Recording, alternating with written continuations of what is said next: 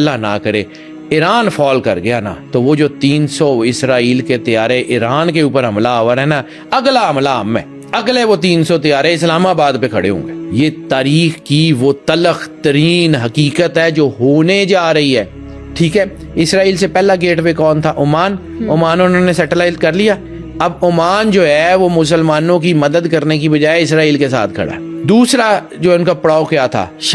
شام بھی نیوٹرلائز ہے، شام بھی مدد کر رہا ہے۔ اب رہ گیا عراق اور ایران، ادھر سے لبنان تھا وہ بھی نیوٹرلائز ہو گیا ہوا۔ حسن نصر اللہ جیسی ایک جو ہے وہ طاقت تھی، ہم نے اس کو شیعہ سنی میں بتایا، وہ بھی اپنے غداروں کی وجہ سے جو ہے وہ شہید ہو گئے۔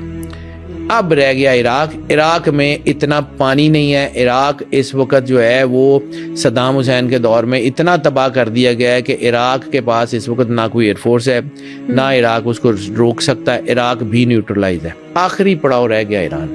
اگر یہ ایران فال کرتا ہے، اللہ نہ کرے، اگلا ہدف ہم ہے۔ وہ نتن یاہو بیوقوف نہیں ہے، اس نے کہا تھا کہ جو ہے نا ایک ہی ملک ہے جس کے پاس نیوکلیر پاور ہے اور وہ خطرہ ہے۔ یہ آج اس کو ڈینائی کریں گے نہیں جی وہ سلپ آف ٹنگ تھی، اتنا بیوقوف نہیں ہے کہ وہ سلپ آف ٹنگ کرے۔ جو سمپسن کارٹون میں 10 سال 15 سال پہلے کی چیزیں دکھا دیتے ہیں، وہ ان کا پرائم منسٹر جو ہے وہ سلپ آف ٹنگ کرے گا۔ ہم اندھے ہو گئے ہیں۔